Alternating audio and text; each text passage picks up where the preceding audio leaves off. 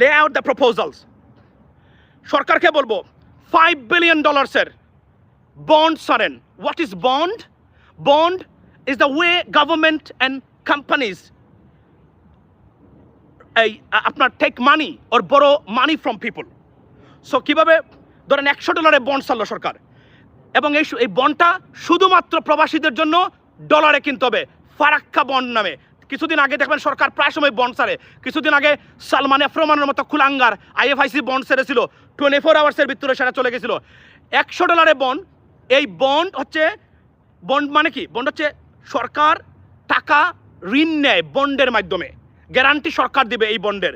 তখন কি হলো, আপনি কিনলেন ডলারের মাধ্যমে, বিদেশ থেকে আমরা এই বন্ডটা কিনবো। বাংলাদেশি টাকায় বন্ড কিনা যাবে না, শুধুমাত্র প্রবাসীদের জন্য। এবং এটা ইকুয়ালি থাকতে হবে, এলোকেট করে দিতে পারে কান্ট্রি বাই কান্ট্রি।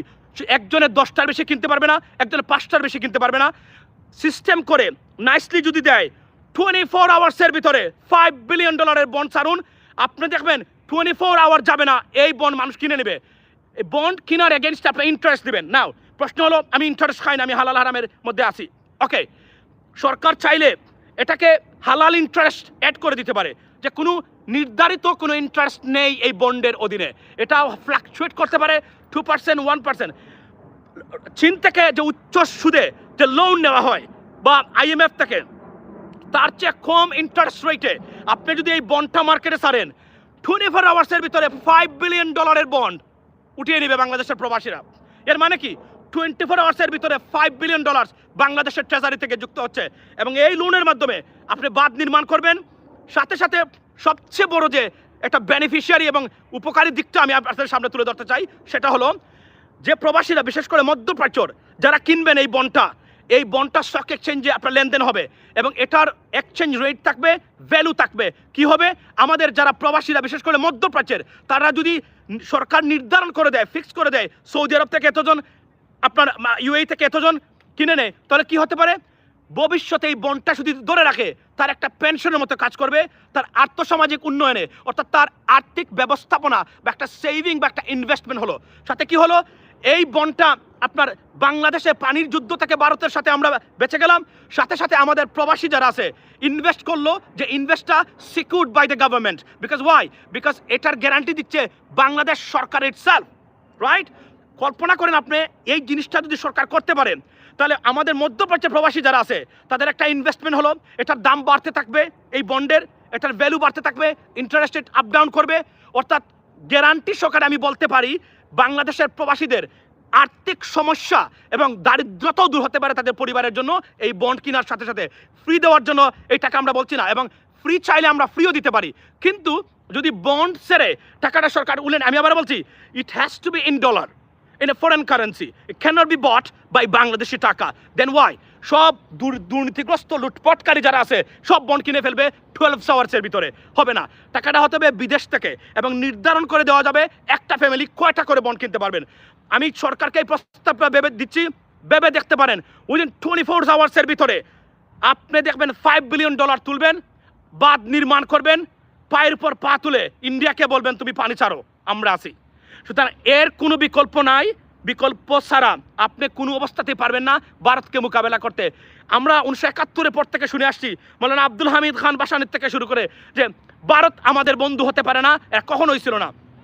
কিন্তু জোর করে ভারতকে বন্ধু বানানোর চেষ্টা করেছে এই দুর্বৃত্তায়িত শেখ হাসিনা এবং আওয়ামী লীগ নামের কুলাঙ্গাররা, যারা গণশত্রু, দেশদ্রোহী প্রত্যেকটা ক্ষেত্রে। লেডিস এন্ড জেন্টলম্যান, আজকে আমি বলছি, এবং বাই দ্য ওয়ে বলে রাখি, it's my channel US Bangla. Don't forget to subscribe or support this channel, because this is the safest platform that we can fight for our rights, ladies and gentlemen. কারণ ফেসবুকে অনেক struggle করি সব সময়।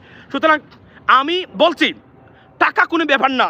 Any project bond ছাড়বেন, bond কিনে নেব আমরা প্রবাসীরা ডলারের মাধ্যমে, টাকা পাবেন। আপনি চীনকে কেন ইন্টারেস্ট দিবেন?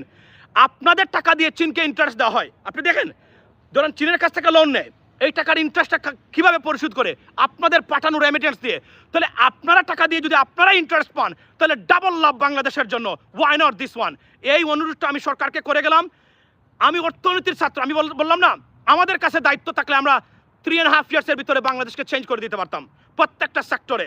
উই নো রাজনীতিটাকে এমন কঠিন করে দিতাম, রাজনীতির রো উচ্চারণ যদি আপনার চিন্তা করতো কোনো পলিটিশিয়ান, তার ঘুম ভেঙে যেত, দুঃস্বপ্ন মনে হতো। কারণ রাজনীতির কম্পিটেন্সি টেস্ট, কম্পিটেন্সি লেভেলের দরকার আছে। ফর এক্সাম্পল, আপনি কল্পনা করেন রাজনীতিতে যে একজন এমপি সেই নির্বাচনের আগে একটা টাউন হল বা একটা সার্কিট হাউসে পাবলিক বা সুশীল সমাজের মুখোমুখি হতে হবে। সেখানে থাকবে জিওগ্রাফি, অর্থনীতি, সমাজনীতি, রিলিজিয়ন, রাষ্ট্রবিজ্ঞানের প্রশ্ন, এই প্রশ্নগুলো এবং আন্তর্জাতিক রাজনীতি এবং বাংলাদেশের ইতিহাস নিয়ে এই প্রশ্নগুলোর উত্তর যদি সে ফেস করতে চায়, কতজন দুর্বৃত্ত এমপি হওয়ার আপনার সাহস দেখাবে। এবং আমি বলেছি, প্রপোজ নিয়ে আমি আসতেছি, আমি বলছি মিনিমাম ব্যাচেলর ডিগ্রি নিচ্ছে যেন কেউ এমপি না হতে পারে। আমরা মমতাজ মার্কা এমপি দেখতে চাই না। You have to have a minimum bachelor degree to be an MP. আমার প্রপোজাল আছে নির্বাচনী সংস্কারের দিকে।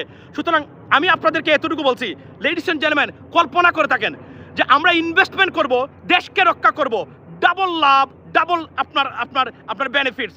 এবং আমাদের প্রবাসী, বিশেষ করে মধ্যপ্রাচ্যের যারা দরিদ্র আছেন, যারা যান, তাদের পরিবারের জন্য এই বন্ডগুলো হতে পারে আর্থিক গ্যারান্টি, আর্থিক নিরাপত্তা। সরকার এটা ভেবে দেখতে পারে, ভেবে না দেখার কি কারণ আছে আমি জানি না। They have to think like that. বাংলাদেশকে চেঞ্জ করার জন্য we don't need any loan. আপনি ঋণ নেবেন চীনের কাছ থেকে, why you have to take loan from other organisations or countries we are here.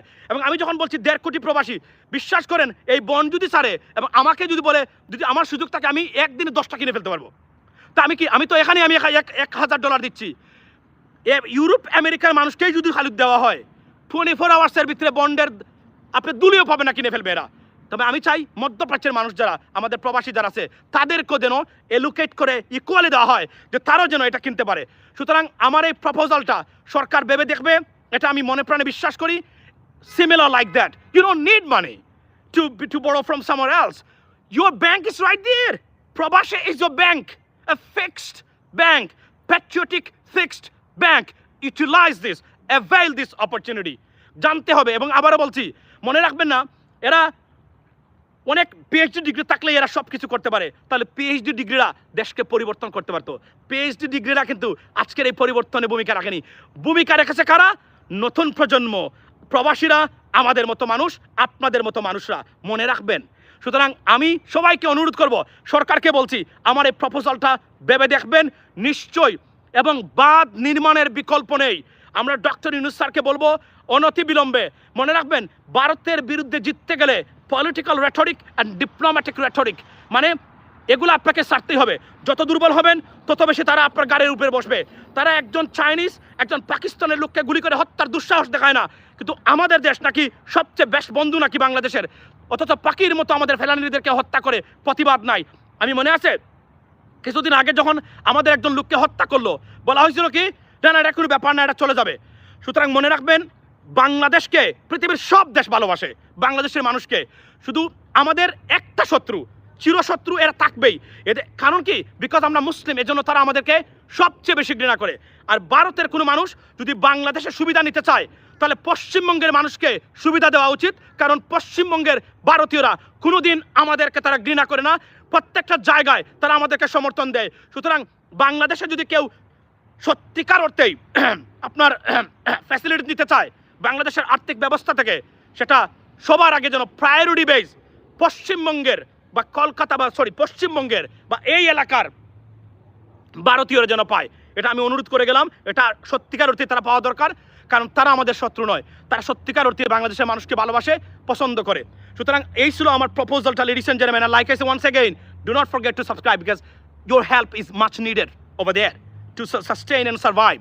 By the way, আমি এই প্রপোজালটা দিলাম সরকারের কাছে। বিশ্বাস করেন, বাংলাদেশকে পরিবর্তন করা, বাংলাদেশকে আকাশে উঠিয়ে আপনার বিমানের মতো আপনার দৌড়ানি দিতে গেলে প্রবাসীদের চেয়ে ভালো এই মুহূর্তে অ্যাসেট আর নাই।